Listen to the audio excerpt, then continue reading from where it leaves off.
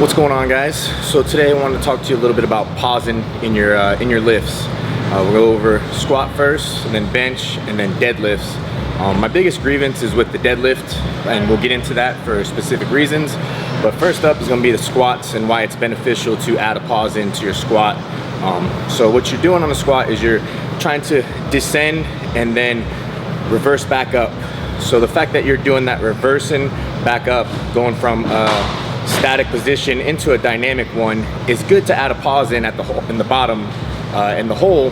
That way, whenever you're coming down, you're pausing for anywhere from 1 to 3 seconds statically, and then you're dynamically trying to press through that, through the bar weight. Same thing with bench press, and that's why it's advantageous as well. The two things that you want to try to look into that you're not doing while you do those lifts is you don't want to try to decelerate to create a better pause. You want the lifts to be as flowing as possible.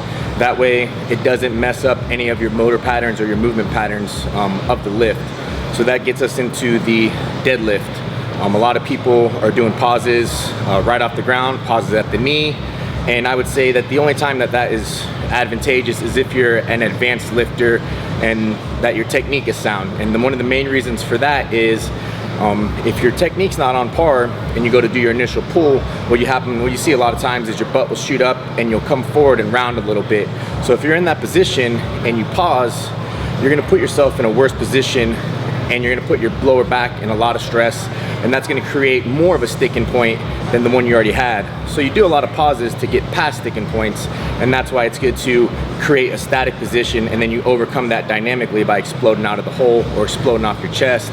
But with the pause, what you're doing is you're constantly slowing down the momentum of the lift to pause and then to reintroduce the momentum again in a less than advantageous position. So what you want to look for if you're going to throw pauses into your deadlift programs is you want to get a side view of the athlete and a side view of the athlete.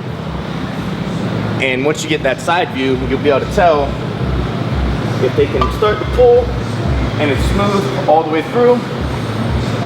On their heavier lifts, then you can throw pauses in.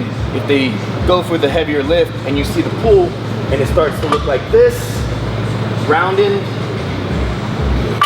that's when you don't want to add the pauses in, because you're going to add a pause in when they're already in a rounded position, and that's something that you don't want to have them pause for an extended period of time for.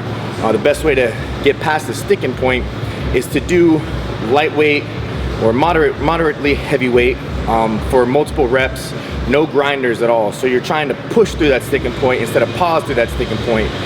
So what you want to do is think more of less, anywhere from doubles, triples, sets of 4 with 70 to 80%, and trying to push through that sticking point instead of pausing at it.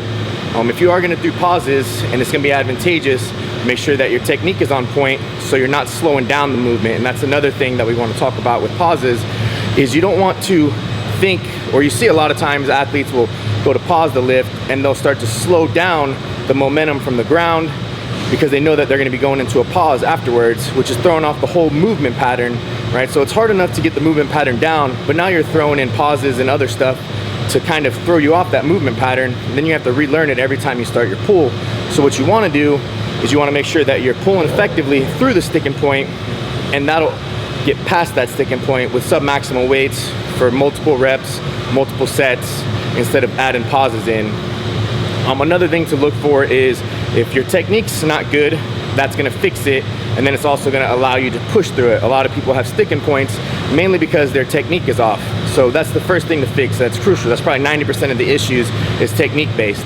If your technique is good and you still have that sticking point, you can add the pauses in, but you also got to think, where is that sticking point coming from? What muscles do I need to work on by themselves in order to get that stronger to push through that sticking point? So try to evaluate your lifters, evaluate yourself, see how their lifts are going, and then you can add in these extra things. But if you can just keep the lifts smooth, fast, and with moderate weight, then you're gonna get past those sticking points a lot of times. So make sure that you evaluate your lifters before you start throwing in exercises just because you saw them off of Instagram and YouTube.